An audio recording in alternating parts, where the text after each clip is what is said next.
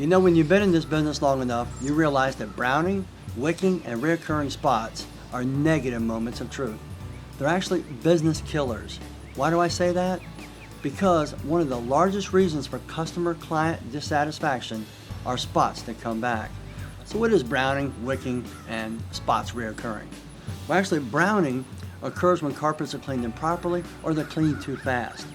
Too much residue and carpets drying slow cause the fibers to turn brown as the water evaporates and moisture rises. Wicking or spots reoccurring is usually because of improper removal of spills that have reached the carpet backing. As moisture evaporates again, it pulls the residual to the top and the spots reappear. Now, the best cure is prevention, of course, but if the problem does arise, like was mentioned above, you want to make sure you leave the door open with the client. And you want to do this gently. You want to reassure her if there's any problems, please call you back. You want them to be 100% satisfied, because we're not perfect, but we'll definitely stand behind our work 100%. All right, so how do you go about preventing browning and wicking? Well, you want to get the carpets as clean and dry as possible.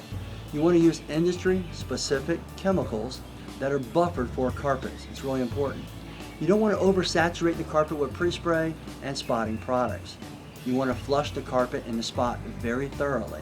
And you want to use air movers and do lots of dry passes. Well, that prevents the problem 99% of the time. But what if a problem does arise? What if you get a call back from a client? Well, there's 3 different ways people handle it within our industry.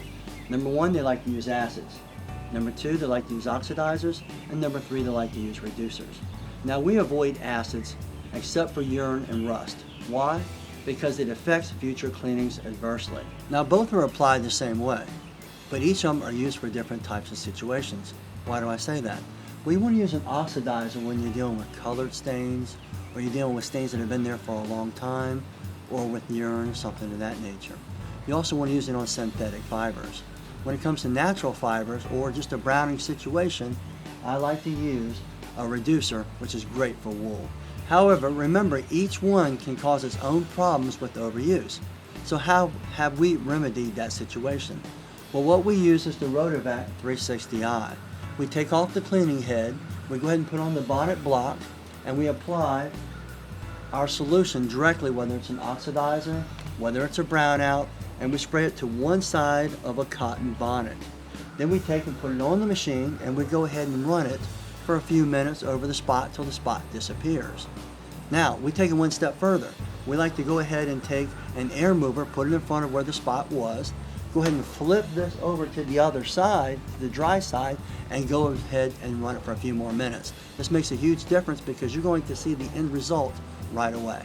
Well, I hope you've enjoyed this how-to video by Truck Mount Forums. Be sure to check out our media gallery on truckmountforums.com, where you're going to find lots of how-to videos, tips and tricks, and how to make our trade even better, and how you can make a lot more profit. This is Rob Allen with Truck Mount Forums. Have a great day.